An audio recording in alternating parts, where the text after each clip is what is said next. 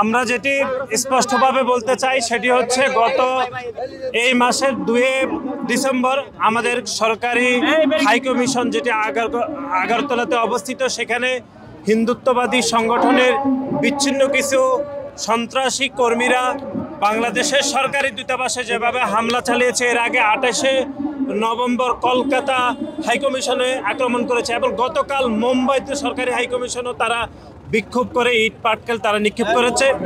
এর আগে আপনারা দেখেছেন যে পশ্চিমবঙ্গের মুখ্যমন্ত্রী মমতা বন্দ্যোপাধ্যায় বাংলাদেশে শান্তিরক্ষা মিশন পাঠানোর নামে যে একটি ভুয়া বিবৃতি দিয়েছেন, তিনি শান্তিরক্ষা মিশনের কোনো ধরনের জ্ঞান না থাকা সত্ত্বেও একই কাজ তিনি করেছেন। এর আগে দেখেছেন বাংলাদেশের একজন নাগরিক যিনি বাংলাদেশের প্রচলিত আইনে তিনি অভিযুক্ত, তাকে গ্রেপ্তারের প্রতিবাদে ভারতের সাউথ ব্লক যেভাবে প্রতিক্রিয়া দেখিয়েছে সেটি আমাদের স্বাধীনতা এবং সার্বভৌমত্বের জন্য আমরা মনে করছি এটি হুমকি।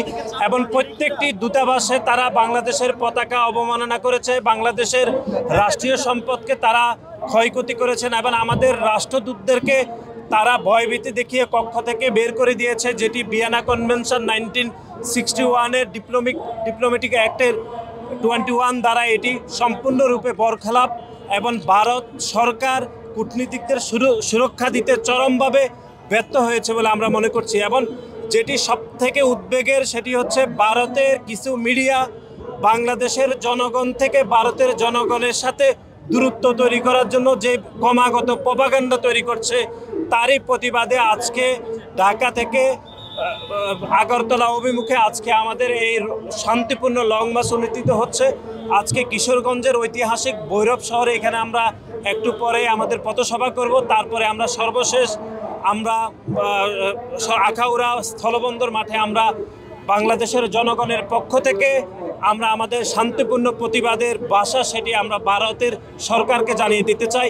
আমরা যেটি বলতে চাই, বাংলাদেশের মানুষের সাথে ভারতের জনগণের সুসম্পর্ক যে গত 5 দশকের বেশি সময় ধরে বিদ্যমান, সেই সুসম্পর্ককে বিনষ্ট করার জন্য একটি পক্ষ ইচ্ছাকৃতভাবে খুনি হাসিনারকে কেন্দ্র করে যে দুই দেশের সম্পর্ককে বর্ধিত করছে, আমরা এরকম এই বরিতাকে তীব্র নিন্দা জানাচ্ছি। আমরা মনে করছি বাংলাদেশের জনগণের সাথে ভারতের প্রত্যেকটি জনগণের সুসম্পর্ক বিদ্যমান রয়েছে। কোনো একটি ব্যক্তিকে একক কেন্দ্র করে দুই দেশের জনগণের সম্পর্ক কোনোদিনও ছেদ হবে না। আমরা মনে করছি ভারতের সাথে বাংলাদেশের ঐতিহাসিক জনগণের সুসম্পর্ক বিদ্যমান, ভবিষ্যতেও থাকবে ইনশাল্লাহ।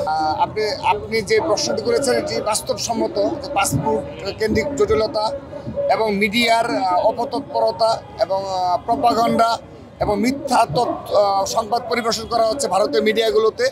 সেজন্য আমরা একটি বিষয় বলতে চাই, সরাসরি বলতে চাই, বিগত ফ্যাসিস্ট হাসিনাকে যেভাবে ভারত সরাসরি সমর্থন জুগিয়ে একটি অবৈধ ফ্যাসিস্ট ফুটচুর সরকারকে বারবার তারা ক্ষমতায় রেখেছিল এবং তাদের সময়ে এই অবৈধ খুনি হাসিনার সময়ে এই তাদের যে কিছু আইন শৃঙ্খলা রক্ষাকারী বাহিনীর কতিপয় সদস্যদের দ্বারা আমাদেরকে বিএনপি ও তার অঙ্গ সহযোগী সংগঠনের নেতাকর্মী এবং সাধারণ জনগণের উপর যে অত্যাচার নির্যাতনের স্টিম রুল চালানো হয়েছিল, বিশেষ করে ছাত্র দলের উল্লেখযোগ্য সংখ্যক নেতাকর্মীকে গুম এবং খুন করা হয়েছিল সরাসরি ভারতের পৃষ্ঠপোষকতায়।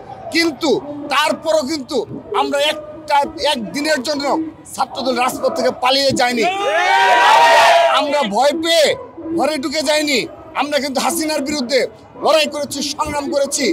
এই ছাত্রদল কিন্তু ছাত্রলীগের চোখে চোখ রেখে কথা বলেছে, আমরা কিন্তু পুলিশের চোখে চোখ রেখে কথা বলেই আমরা আমাদের সভা সমাবেশ করেছি। আমরা রাজপথে সোচ্চার ছিলাম, আন্দোলন সংগ্রামে ছিলাম, আমাদের শত শত নেতাকর্মী গুম খুনের শিকার হওয়ার পরও। তো এখন আজকের যে বাস্তবতা, সেই বাস্তবতা খুনি হাসিনা ভারতে পালিয়ে গেছে। এখন আমরা বাংলাদেশ জাতীয়তাবাদী ছাত্রদলের নেতৃত্বে পুরো ছাত্র সমাজ ভারতের ইস্যুতে, ভারতের ষড়যন্ত্রের বিরুদ্ধে এবং খুনি হাসিনার বিরুদ্ধে আমরা পুরো ছাত্র সমাজ, সবগুলো ছাত্র সংগঠন এক এবং ঐক্যবদ্ধ রয়েছি। আমাদের মধ্যে সামান্যতম কোনো বিভেদ নেই। আমরা এই ভারতের ষড়যন্ত্রের বিরুদ্ধে এবং খুনি হাসিনার বিরুদ্ধে পুরো ছাত্র সমাজ এক এবং ঐক্যবদ্ধ রয়েছি। সেজন্য তাদেরকে হুঁশিয়ারি উচ্চারণ করে দিতে চাই, এই বাংলাদেশ খুনি হাসিনার বাংলাদেশ আর নেই। তাদের দোসররা আর কখনো এই দেশে সামান্যতম এই বাংলাদেশের স্বাধীনতা সার্বভৌমত্ব পরবর্তী কোনো কাজ আমরা করতে দেব না। সেজন্য প্রতিটি বিশ্ববিদ্যালয় কলেজে আমরা সবাই সদা জাগ্রত রয়েছি। শেখ হাসিনা সহ অন্যান্য আওয়ামী লীগ নেতারা সেখানে রয়েছেন, ব্যাপক টাকা বিনিয়োগ করছেন এমন অভিযোগ আছে। এই বিষয়ে আসলে তাদেরকে ফিরে আনা বা আইনের আওতায় আনার বিষয়ে কি ভাবছেন? জি, ধন্যবাদ। সে কারণে আপনি তাদেরকে ফিরিয়ে নিয়ে আসার এবং খুনি হাসিনা তথা তার দোষরদের বিচারের দাবি যে করছেন, অবৈধ মন্ত্রিসভা, অবৈধ সাংসদ এবং আওয়ামী এমপি মন্ত্রী যারা ছিল, যারা বিপুল অর্থবিত্ত ইন্ডিয়ায় পাচার করেছে, বিদেশে পাচার করেছে, তাদের বিষয়ে আমাদের সুস্পষ্ট অবস্থান হলো নির্দলীয় সরকারের নিকট আমরা বারবার নিবেদন জানাচ্ছি যে তারা যেন অচিরেই দ্রুততম সময়ে পদক্ষেপ নেয়। ইতিমধ্যে 4 মাস অতিবাহিত হয়েছে। হ্যাঁ, মামলা হয়েছে, আন্তর্জাতিক অপরাধ ট্রাইব্যুনালে মামলা চলমান রয়েছে, কিন্তু দৃশ্যমানগতভাবে দ্রুত গতিতে আমরা সেই কার্যক্রমে দেখছি না।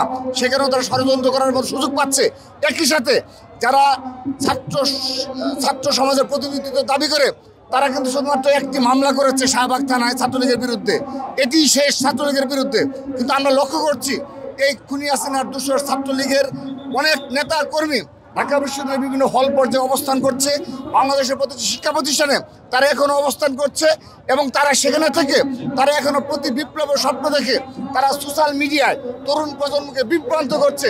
তারা এখনও খুনি হাসিনার যে ধারাবাহিকতা, ষড়যন্ত্রের যে ধারাবাহিকতা, সেগুলো তারা বজায় রাখছে। শুধু তাই নয়, ইন্ডিয়ার মিডিয়ায় যে অপপ্রচার হচ্ছে, ষড়যন্ত্র হচ্ছে, প্রপাগান্ডা চালানো হচ্ছে, সেগুলো তারা শেয়ার করে এবং এগুলো তরুণ প্রজন্মকে বিভ্রান্ত করছে। সেজন্য আমরা অচিরে বারবার বলে আসছি, যারা এই সময় নেতৃত্ব দাবি করে তারা যেন, এবং যারা নির্দলীয় সরকারের সাথে ভালো সম্পর্ক রাখে, তারা যেন শুধুমাত্র এই ছাত্রলীগ ইস্যুতে সর্বোচ্চ পরিমাণে দৃশ্যমান পদক্ষেপ নেয়। তা না হলে কিন্তু আমরা ধরে নেব তাদের হয়তোবা কোনো না কোনোভাবে তাদের প্রতি সামান্যতম সহানুভূতি তাদের রয়েছে। ধন্যবাদ।